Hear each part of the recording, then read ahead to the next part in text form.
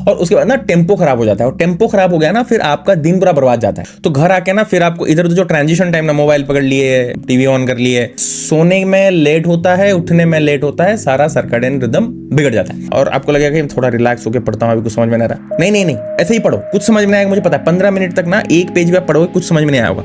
15 minute बाद धीरे धीरे माइंड मेकअप होने लगता है। मेरे इवनिंग्स काफ़ी अनप्रोडक्टिव थे। नॉर्मली मैक्स लोग जब ऑफिस से आते हैं उनका इवनिंग बहुत अनप्रोडक्टिव रहता है, बिकॉज वो कुछ करने सोचने से पहले मोबाइल फ़ोन या कुछ दूसरे काम पे लग जाते हैं जो उनके लाइफ को इंप्रूव नहीं करेगा। उसी चक्कर में 1.5-2 घंटा निकल जाता है, फिर रात हो जाता है, फिर सोचते हैं कुछ काम करेंगे, फिर लेट नाइट तक जागते हैं, सोने में लेट होता है, उठने में लेट होता है, सारा सर्कैडियन रिदम बिगड़ जाता है। तो मैं आपको वही चीज़ बोलता हूँ कि मेरे साथ भी ऐसा हो रहा था, ठीक है। मैं भी वही कॉमन इंसान हूँ, ठीक है। तो मैंने कैसे अपने इवनिंग्स बचाए, कुछ पॉइंट्स हैं जो मैं आपको बोलूँगा कि आप इससे अपने इवनिंग्स बचा सको, ठीक है। उसमें बहुत सारी चीज़ें हैं जो आपके लिए एप्लीकेबल है, आप उसको करो, ठीक है। पहला चीज जो सब लोग करते हैं, ठीक है, एक टास्क के बाद दूसरा टास्क क्या करना है, ये जो बीच का जो ट्रांजिशन टाइम होता है ना, ये बहुत दिक्कत करता है। इसमें क्या होता है ना, आपको एक एक्टिविटी करते टाइम इमीडिएटली सोचना है उसी टाइम पे कि नेक्स्ट एक्टिविटी क्या होगा, ठीक है। ये बहुत आपको इजी लगे, जो लोग यूपीएससी का प्रिपरेशन कर चुके हैं इनको ये समझ में आएगा। रात को सोते टाइम ना हम लोग ये सोच के जाते थे कि सुबह उठ के क्या पढ़ना है। क्यों? सुबह अगर उठोगे और सोचोगे क्या पढ़ूंगा, उसमें 15-20 मिनट निकल जाता है, और उसके बाद ना टेम्पो खराब हो जाता है, और टेम्पो खराब हो गया ना फिर आपका दिन पूरा बर्बाद जाता है। इसलिए रात को अगर आपने एक प्रॉब्लम छोड़ के रखा है ना, माइंड में रखना, अच्छा ये प्रॉब्लम खत्म हुआ, नेक्स्ट प्रॉब्लम ये है, नेक्स्ट प्रॉब्लम है, उसका कॉपी निकाल के रख देना टेबल पे, पेन निकाल के रख देना। उठते ही ना आप ऐसे फ्रेश होने से पहले भी ना अगर वो क्वेश्चन को देख के ना ऐसे थोड़ा 5 मिनट दिमाग लगा के फिर ब्रश करने जाओगे ना, तो मतलब माइंड आ गया वहां पे, अच्छा आज ये स्टार्ट करना है, माइंड को एक गोल मिल गया। तो ब्रश करके आने के बाद ना इमीडिएट आपको सोचना नहीं कि क्या करूं क्या नहीं, उसी चक्कर में आधा घंटा नहीं जाने वाला, उसी क्वेश्चन को आप सॉल्व करने जाओगे। इसी तरह इवनिंग में जब आप ऑफिस से आ रहे हो ना, उसी टाइम पे आपको सोचना है कि मैं घर जाके क्या करूंगा। मैं जब 15 मिनट में ऑफिस से आता हूँ ना, आग बंद करके सोचता हूँ, तो आप उस पर क्या करना, सोचते रहना। घर पहुंचूंगा, शूज निकालूंगा, ऐसे पूरा माइंड में इमेजिन करना, शूज निकालूंगा, डोर खोलूंगा, वॉशरूम जाऊंगा, इमीडिएट ये बुक खोल के पढ़ूंगा। ये अगर आपने माइंड में एक बार रिहर्स कर लिया ना, जैसे फॉर्मूला 1 ड्राइवर्स करते हैं ना, यहाँ पे ये गियर देना, यहाँ पे ये टर्न ऐसे लेना, ऐसे करना है, माइंड मैपिंग करते हैं ना, उस टाइम का कर लोगे ना, तो घर आके ना फिर आपको इधर उधर जो ट्रांजिशन टाइम ना, मोबाइल पकड़ लिए, टीवी ऑन कर लिए, इस सब में आपको टेंशन लेने की जरूरत नहीं, क्योंकि माइंड में फिक्स होगा ये करना है, ठीक है। ये होगा मेरा टिप नंबर 2। कुछ लोगों के लिए काम करता है, ठीक है, उन्हीं लोगों के लिए काम करेगा जो लोग को 6 बजे के आसपास, 5:30 बजे तक ऑफिस खत्म हो जाता है, हम लोग का खत्म हो जाता है, ठीक है। तो बेस्ट टाइम उसको यूटिलाइज करने का एक तरीका है, उस टाइम पे आप कोई फिजिकल एक्टिविटी, जिम जा सकते हो। उसमें क्या होता है ना, ऑफिस से निकल जाना, ऑफिस से ही 5:30 बजे अगर आप डायरेक्ट जिम जाओ और वहां पे चेंज करने का ऑप्शन है, थोड़ा इनकन्वीनियंट लग सकता है लेकिन टाइम बहुत बचाता है। 5:30 बजे ऑफिस से निकल के 6 बजे चेंज करके 6:10-15 को वर्कआउट स्टार्ट कर दिया, 7:10-15 को खत्म, 7:30 तक वापस आ सकते हो फ्रेश होके, फिर नहा धो के डिनर कर लेना, 8 बजे तक डिनर खत्म, 8-10-15 तक, फिर 9:30-10 बजे तक आप सो सकते हो। ये one of the best way है इवनिंग को यूटिलाइज करने का।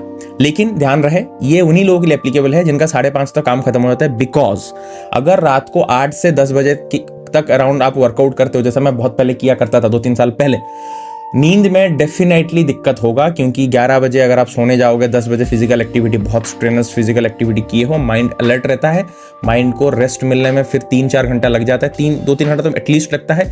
इमीडिएट सोने जाओगे, भले ही आप सो रहे हो टायर्डनेस की वजह से, बट नींद अच्छे से कंप्लीट नहीं होगा, नेक्स्ट डे आपको बहुत इरिटेटिंग फील होगा। टिप नंबर 3 ये है, मुझे अपने ग्रोथ पे काम करना अच्छा लगता है, उसके लिए मैं बहुत सारा बुक पढ़ता हूँ, ठीक है।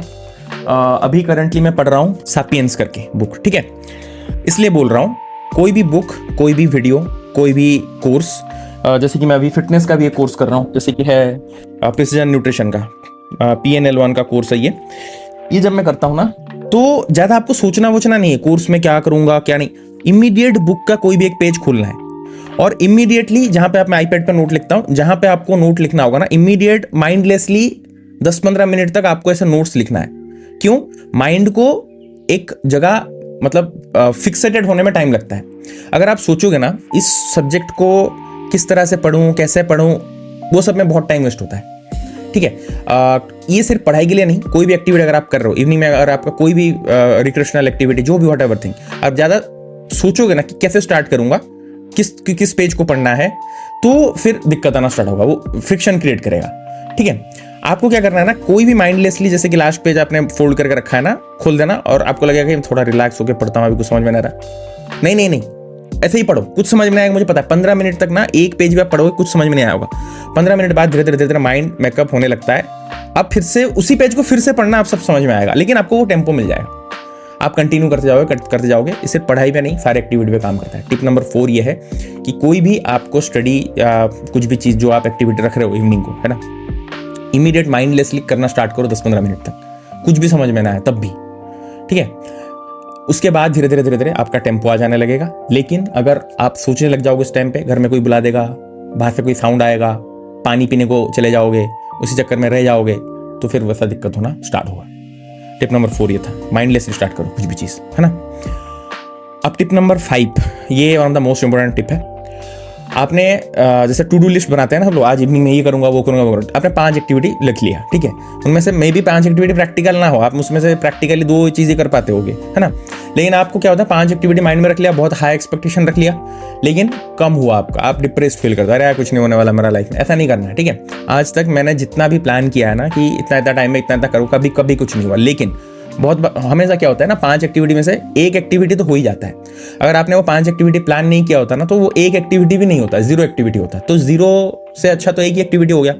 और जैसे कि आपने पहले 5 एक्टिविटी प्लान किया था ना, ऐसे 5 एक्टिविटी ऐसे भी होने वाला नहीं था, वो प्रैक्टिकल नहीं है। हम लोग ऐसे लिख देते हैं, है ना, कि इवनिंग में आज ये चीज़ें करेंगे, बट प्रैक्टिकली आप 1 या 2 चीज़ कर पाओगे, दैट्स कंप्लीटली ऑल राइट, ठीक है। आपको डिप्रेस नहीं होना है, अपना बेस्ट देना है। चीज़ें हर दिन आपके हिसाब से नहीं होंगी, आपका इवनिंग बहुत बर्बाद होगा। पहला आधा घंटा 1 घंटा बर्बाद हो गया तो कल से फिर से स्टार्ट करूंगा, 0 और नथिंग, ये अप्रोच नहीं रखना है।